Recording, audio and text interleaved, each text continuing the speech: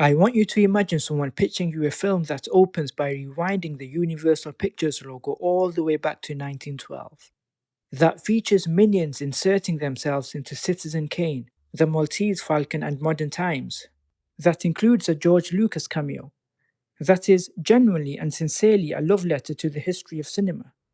Now imagine that film is a Minions movie, the 7th entry in the Despicable Me franchise, somehow the best one. Here's the setup. 2 minions, James, the artistic dreamer, and Henry, his loyal best friend, are different from the rest of the horde. The others are happy drifting from villain to villain. James wants to make art. And when the minions accidentally wander onto a 1927 Hollywood film set and cause the kind of beautiful chaos only minions can cause, a pair of studio executives, voiced by Jeff Bridges, decide these yellow creatures are exactly what the movies need. For a glorious stretch of this film's first half, the minions are silent film stars. There are montages of them appearing in every genre imaginable: westerns, horror, romance, adventure, all rendered in the rubber hose animation style of Pfizer Studios. It is genuinely one of the most inventive and joyful sequences in any animated film this year. Then the talkies arrive, and since the minions speak exclusively in Minionese, their own beautiful unintelligible language, the sound revolution puts them out of work overnight. James, desperate, hatches a plan: make a monster movie, using a spellbook left behind by a wizard they accidentally vaporized years earlier. He summons monsters to star in his film. What he gets is Goomy, a tiny, obsequious, Cthulhu-ish creature voiced by Trey Parker, who is almost entirely useless but knows where to find the real monsters. And from there, things get very complicated very fast. Let me tell you what this film gets completely delightfully right. And there is so much here that is completely delightfully right. The first half of Minions and Monsters is the best animated filmmaking Illumination has ever produced. The Minions as Silent Film Stars section is a treasure chest of cinephile gags, delivered at such a pace that you are still laughing at one before the next has arrived. The Modern Times sequence, where the minions get inserted into Chaplin's factory gears, is the best single sequence in the franchise's entire history. The Minionese versions of Citizen Kane and the Maltese Falcon are funnier than they have any right to be. And there's a throwaway poster for a Minions thriller called Look Behind You and Then Down, that I am still thinking about. These are gags designed for the parents in the audience. The children will laugh at the physical comedy, the adults will lose it at the reference. And that late comedy is exactly what the best family films do.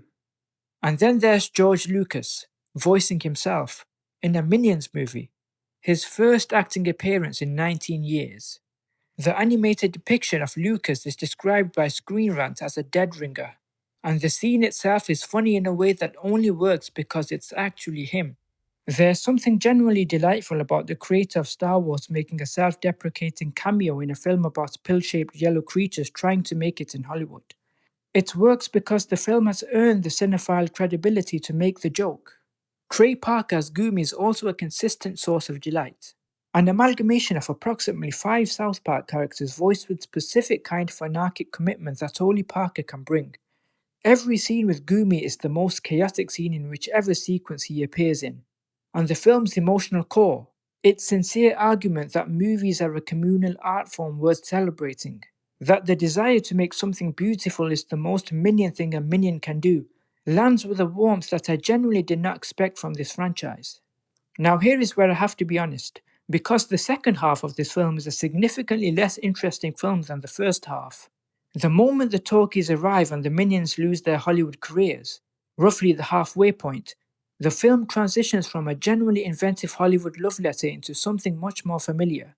The monster summoning plot is fun in concept but yields more noisy mayhem than wit.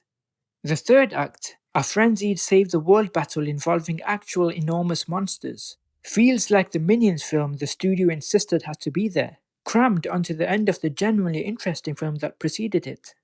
There's also Deutch, Jesse Eisenberg voicing a cowardly robot who wants to be evil but can't quite manage it, paired with Zoey Deutch's suffragette Debbie in a romantic subplot that Variety diplomatically called a stab at adult engagement that should have been left in the first draft. That's accurate. Deutch has individual funny moments, His relationship with Debbie is the film's weakest element, bizarre in a way that doesn't quite earn itself, even when the punchline involves their baby being a walkie-talkie, which did get a laugh from me despite myself. The screenplay, for all its ambition, barrels through key plot developments with a fragmented attention span that sometimes forgets what it was doing. This is a film that is smarter and wilder in its first half than it has any right to be, and slightly more conventional in its second half than you'd hope. The momentum problem is real. The good news is that the 90 minutes is blessedly short, and the film's goodwill from the first half carries you through. Here's where I land. Minions and Monsters is not a perfect film. The second half loses the creative nerve of the first. Dort and Debbie's subplot should have been cut. The third act is familiar in ways the first act emphatically is not. These are real criticisms of a film that is reaching for something generally unusual and mostly finding it. But here is what it also is. It is the most surprising film of this summer. A Minions movie. The 7th entry in a franchise that generally did not need a 7th entry. That opens by rewinding the Universal logo to 1912. Spends its first half making sincere and funny arguments about the importance of cinema history. Inserts its characters into Citizen Kane and gets George Lucas to come out of retirement to voice himself. That should not work. It absolutely does. RogerEbert.com called it the snappiest, most cohesive and entertaining entry in the series to date. The film ends with a genuine tribute to the communal power of the movie-going experience. The idea that great art only truly exists when there's an audience to receive it. In a summer when blockbusters are arguing about streaming versus theatrical, and studios are fighting for attention on every screen, a Minions film making that argument with genuine warmth and intelligence is both unexpected and deeply welcome. I'm giving Minions and Monsters a 7 out of 10. Take the kids, stay for the George Lucas moment, and try not to feel things about Minions. You probably will anyway. Like the video if this helped, subscribe for weekly reviews, and tell me in the comments, what is your favourite era of cinema? Because this film just made me go back and watch Buster Keaton and I have no regrets. See you next time.